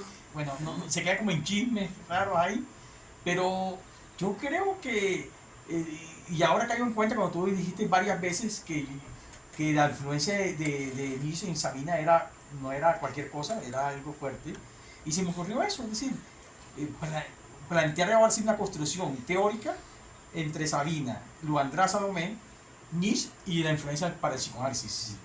Yo no sé, se me ocurrió, no sé qué Sí, no, piensas. eso lo podemos comentar. Pues en este momento así. Sí, que te diga, ok. Me siento un Lo voy a poco como pensar. hoy en día cuando se considera que es violento que un hombre le proponga a una mujer en público el matrimonio porque cada obligada a decir que sí. No me quiero Y así comprometer en sin matrimonio. arrodillada ni nada. Sin arrodillada ni nada. Sí, además fue así. No, pues conversamos. Me parece interesante. No, para pensar, no, y sería interesantísimo eso. Al menos, ¿cierto? Pero no, es que la influencia de Nietzsche en mi padre es muy potente. O sea, Freud lo reconoce en Bueno, pulsión y destinos de pulsión. nunca he leído a Nietzsche, así que pero- es toda esa bobada que a veces decía, pero... Sí, pero él no puede evitar reconocer lo mismo que con Schopenhauer tampoco puede evitar. Bueno, de hecho, Schopenhauer sí se ha hecho más trabajos, eso sí, sí. Pero lo que decíamos ahora también, parte de la construcción de ese mito de soy el fundador, implica un poco, ¿no?, marginalizar las influencias o controlarlas hasta cierto punto para no robarse a sí mismo el lugar protagónico. Claro. Porque finalmente, pues ninguna teoría se ha construido de forma autónoma. Sí, e por independiente, generaciones ¿cierto? Es la espontáneas. influencia de un montón de antecedentes de formas de pensamiento, de diferentes teorías. Esto Freud bebe de muchas disciplinas, desde la antigüedad hasta las más modernas de su tiempo, con las que contaba, ¿sí? La física, la mecánica, ¿sí?, la filosofía empírica. Pues sí, no, lo conversamos con café y más cariño. Allá y luego otra vez Carmelicia. Gracias por la charla. Mira, si la muerte está vinculada con la pulsión sexual y esta produce tanto atractivo generando momentos muy placenteros, ¿por qué la muerte produce tanto rechazo y momentos poco atractivos? ¿Acaso solo esta autora está mirando la pulsión de muerte desde la perspectiva del suicidio como placer de autodestrucción? Una buena pregunta. Yo ahí pondría la siguiente premisa para responder. Y es que cuando hablamos de las pulsiones, no estamos hablando de lo que conscientemente nosotros sentimos con relación a las cosas. Me explico. Saber que somos mortales nos inquieta, nos angustia. Uno puede ir, por ejemplo, en un carro a alta velocidad por una vía, a una autopista entre una ciudad y otra, poniendo en riesgo la vida y sintiendo una cierta satisfacción sin pensar en la muerte, pero poniéndose en riesgo la muerte. Y de pronto, más adelante hay un accidente y uno pasa y ve un muerto allí de un accidente de tránsito. Inmediatamente el yo queda advertido, ¿no? Viene lo que yo llamo la señal de angustia, la pronta angustia. Ya no es la señal, la angustia ahí hecha a pulsión propiamente, solamente. Y uno baja la velocidad los siguientes 5 minutos, hasta que la represión hace otra vez su trabajo. Ya uno se le olvida todo eso y la pulsión vuelve a buscar la satisfacción. Entonces, claro, conscientemente, la muerte, sabernos mortales, nos plantea situaciones que nos han llevado más histórica y culturalmente a generar formas de ritos, formas de interpretación, mitos que tienen que ver con cómo apaciguar esa vertiente, digamos que es el conocimiento y el sabernos mortales. Pero no creo que Sabina ni Freud mismo estén hablando solamente de la destructividad o de la pulsión de muerte y el goce sexual implicado con alguien que se quiere suicidar o que se quiera hacer autolesión, no. Es con el hecho mismo de que la satisfacción funcional no depende solamente del principio de placer, no depende solamente de la homeostasis, del equilibrio, sino de ciertos excesos. En la teoría de Freud hay algo muy interesante a propósito de la mitología. Fíjense que Freud habla de la teoría psicosexual, de que está hablando de Psique y Eros. ¿Cómo se llama la hija en la mitología de Psique y Eros? Edoné. ¿Cuál es el nombre de Edoné en la mitología romana? Voluptas. Es la voluptuosidad, ¿cierto? Es el exceso, ¿no? Entonces, hay algo que va más allá de la mera condición de mantener el equilibrio, y Freud en ese sentido plantearía que esa satisfacción con el dolor, con el sufrimiento, no necesariamente implica que yo quiera morir, pero sí implica que hay un sufrimiento que se puede poner en juego allí, o que hay ciertos goces que uno puede vivir satisfactoriamente aunque son terroríficos. Por una montaña rusa, si a uno le gusta, yo creo que una montaña dura 5 o 6 minutos y es demasiado fuerte, el corazón no va a aguantar, pero una montaña rusa de 1 minuto o 2 bien controlada. Es una satisfacción que a mí personalmente, por ejemplo, me produce mucha satisfacción, ¿sí? Pero hay cosas más sencillas, ¿cierto? Y es que a veces, no sé, dos personas tienen una discusión en cualquier espacio y de pronto una de ellas terminó como logrando imponerse sobre la otra. La que siente que perdió, ¿qué hace después? Recurre a lo que, como buenos seres con vida psíquica, podemos hacer, a fantasear.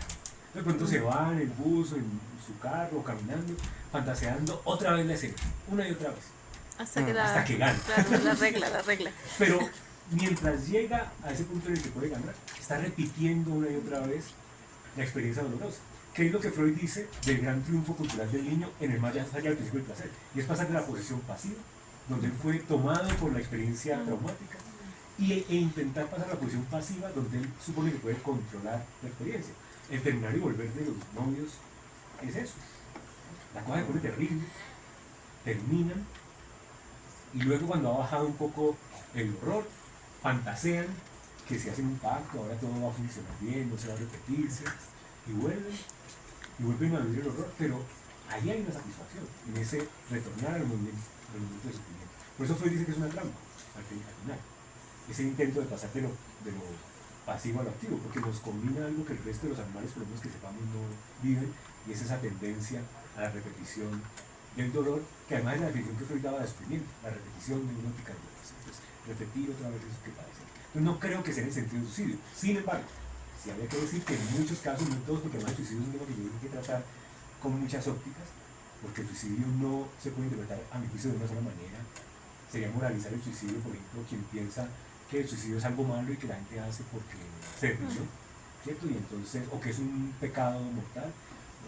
Hay suicidios con muchos sentidos, no es el mismo suicidio, no sé, de Sócrates, ¿cierto? Que el suicidio de alguien que efectivamente está superado por la angustia y en un desespero se suicida, que el de alguien que escribe una carta y se suicida para dejar al otro expresamente como destinatario y culpable de su vida. Es decir, el suicidio también tiene un sentido. Por eso me parece muy importante en psicoanálisis diferenciar, y lo hago mucho con los estudiantes en el programa, sobre todo, incluso con esto de los otros modelos teóricos que se vinculan con la psicología, la diferencia entre conducta, comportamiento y acto. La conducta es una respuesta no aprendida de cualquier organismo vivo frente a una cuestión que es estimulante y tiene como finalidad conservar la especie. Eso no se aprende. Una conducta refleja. El reflejo pupilar. Miosis, miriasis. El comportamiento es aprendido, pero tiene como finalidad adaptarse al medio. A Freud, esas dos cosas le interesaban. De hecho, ustedes miran en la interpretación de los sueños, Freud toma como modelo el acto reflejo. Pero luego va viendo que eso no le alcanza. Ni la conducta ni el comportamiento. Entonces Freud recurre al acto. Resulta que es que la noción de acto tiene que ver con el teatro. Un acto es un conjunto de escenas que se montan para que otro lo interprete. Entonces el psicoanálisis nos interesa el acto es porque todo lo que hacemos no es solamente una reacción fisiológica o algo que hemos aprendido en nuestro vínculo con el medio, sino porque todo lo que hacemos convoca la interpretación, a una lectura, a una traducción, ¿cierto? Primero, del propio yo que está interpelado por eso que hace cuando no entiende por qué hace lo que hace, y después de los otros, ¿cierto? Entonces, el suicidio hay que ver también qué representa más allá de una conducta o un comportamiento, es como un acto, y en ese sentido creo que hay que verlo con cuidado y con detalle para no ir a generalizar y suponer una cuestión así. Pero en todo caso, independientemente de la postura, sí tiene que ver con el hecho de que pues, en todos nosotros hay una tendencia a la destrucción. Carlos, ¿sí? Sí. No, solamente pensaba que es que Freud en algunos textos, y específicamente en el texto de El poeta de los sueños diurnos, dice que la mujer, pensando como entre la mujer y el hombre, la diferencia entre la mujer y el hombre, dice que la mujer es mucho más directa en las, por ejemplo, al amar o en la relación con el objeto en general, ¿no? Mientras que el hombre debe hacer un rodeo para llegar al mismo. Y entonces a partir de ahí señala cómo ese rodeo muchas veces pues él le señala del lado del poder, pero también a veces lo señala del lado de la racionalización. Y en ese sentido, el mismo Lacan señala cómo las mujeres psicoanalistas son en la clínica mucho más intuitivas, y por eso, digamos, las grandes psicoanalistas parten fundamentalmente de lo clínico, ¿no? para luego teorizar y dar elementos para que otros teoricen. Pero me parece importante señalar esa diferencia. Sí, sí, yo creo que ahí vuelve y juega ese doble posicionamiento de Freud. Por un lado es como decir que son muy intuitivos, pero al mismo tiempo decir, pero no son buenas para teorizar desde el principio. ¿Sí? Entonces esa relación como ambigua de Freud, ambivalente, de decir que tiene algo bueno, pero al mismo tiempo no tanto. Pero Freud esa posición la sostiene en muchas cosas. De hecho, en los textos sobre las contribuciones a la vida amorosa, esa misma condición de diferencia entre el hombre y la mujer está. La mujer va directamente ligando corriente sensual y corriente de tierra, mientras que el hombre tiene que hacer un rodeo porque va por dos corrientes distintas. Freud es consistente en esa postura. Yo no sé si eso tiene que ver con un asunto de época, digamos, nunca me he sentado a pensar el problema, no sé si es por cómo Freud lo veía en su momento, en las mujeres de su tiempo, pero sí es efectivamente una postura pues, consistente a lo largo de su teorización de sus diferencias sexuales. Sí, yo estaba pensando pues, en el recorrido histórico que hacías de cómo llega Sabina a estas teorizaciones sobre la disolución del yo y cómo pues habla de Bleuler y la esquizofrenia. Yo me preguntaba si tal vez digamos que este concepto de disolución del yo, que también digamos que lo siento un poco presente en Klein, como entre la posición depresiva y la posición esquizoparanoide, tiene que ver algo con la ampliación del campo de la locura, como de que uno se ocupe ahora más, pues digamos que ahorita hace poco inicié mi práctica clínica y me es muy difícil como pensar en la estructura, ¿no? de la persona que consulta por justamente estas vacilaciones, ¿no? del yo en un lado y en el otro. No sé qué piensas sobre eso. Pues hay como dos cosas. Sobre la segunda parte te lo voy a volver a preguntar porque no creo que no lo voy a captar bien, pero sobre la conversación de Klein me salté algo de pronto porque no era como el eje del trabajo, pero en el texto de Spiegel, de la descripción como causa del devenir, habla justamente de la madre como bruja y de la división entre la madre buena y la madre mala, ¿no? Que luego uno ve refrendar el pecho bueno, el pecho malo, la madre buena en Melanie Klein. O sea que uno podría incluso buscar si algo también hubo influencia por allí o si llegaran las dos a la misma conclusión, ¿cierto? Por caminos distintos. Entonces, digamos que sí, por esa vía sí hay como, creo yo, una continuidad. No sé hasta qué punto inercia, pero es continuidad. Pero te quería preguntar, es porque estabas haciendo mención al tema ya propiamente de la locura, la práctica clínica. ¿Cuál era exactamente la cuestión allí? Pues que es muy difícil mirar la estructura como mirando que hay pequeñas como disoluciones, ¿no? Digamos que bajo una orientación psicodinámica uno podría decir que si pues predomina mucho pues esta disociación o esta disolución del yo, es posible que haya ahí como algo psicótico, ¿no? Y pues sí me preguntaba si esta disolución del yo, que no es necesariamente patológica y no es necesariamente deficitaria, digamos como que amplía el campo de la locura y pues hace como tal vez un poco más difícil como esa observación de un caso de manera estructural. Sí, bueno, hay dos cosas, ya creo que comprendo un poquito mejor. Igual si hablo de lo que no es y me pierdo, usted vuelve y me encadena. Pero hay dos cosas que diría. La primera es que en efecto, eso que estás planteando es una cosa que, por ejemplo, Lacan me cuestionó mucho y lo estoy llevando a él poco a poco a dudar más de esa fijeza de las estructuras clínicas, ¿sí? Y por supuesto en ese sentido a relevar más la idea de la singularidad, hay que ver como el caso que es, más y que no importe tanto el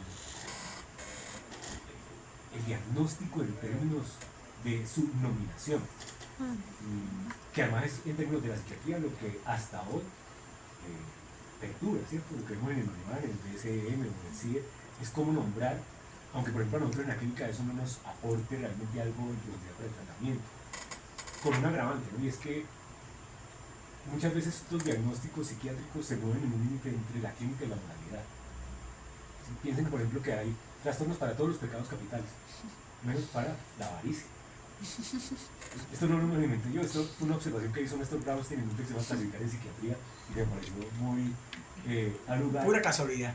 Sí, claro. Pero en un mundo donde la acumulación de capital es visto como una virtud, nadie diría que Julio Mario Santo Domingo tiene, ¿no?, un trastorno de acaparamiento del capitalismo por vía neoliberal, yo qué sé, nada, ¿cierto? No aparecería en el DSM. Mientras que para la lujuria, o sea, las cuestiones sexuales, para la cuestión de la alimentación. Pero además miren lo que pasó en 1978, cuando se estaba reescribiendo el DSM en su nueva versión que iba a ser la 3 revisada, con la exclusión de la homosexualidad. No tuvo que ver con un descubrimiento clínico de los psiquiatras que un día para otro dijeron, ¿cómo no nos habíamos dado cuenta que esto no es una patología? Pero tuvo que ver con una ganancia de los movimientos sociales, desde una postura de lucha política por el reconocimiento de la condición como sujetos del derecho a elegir. Pero no solamente los psiquiatras, los mismos psicoanalistas. Y los psicoanalistas. Menos, digamos que ahí sí le voy a dar todo el mérito a Freud. Porque ustedes miran Tres ensayos de deber sexual, que fue el texto más reeditado. Los invertidos. Una reedición quiere decir que usted le agrega cosas, no es simplemente reimprimir, sino que usted cambia aquí, te pone. Freud le hizo 5 reediciones a ese texto. Y en la reedición del 1914, Freud agregó una nota al pie que dice que el psicoanálisis se opone tajantemente a la tentativa de juzgar a los homosexuales como una clase particular de seres humanos, porque sabe que todos hemos concebido el deseo homosexual a nivel inconsciente. Freud quita eso sin sumar la carta que le mandó a una mujer que le hablaba de su hijo homosexual y que Freud desmoraliza la cuestión de la naturaleza. Pero ya en ese texto, Freud dice, mire, no es patología. Y luego en 1924 hace otra agregado en nota al pie y dice, siguiendo a Ferenczi,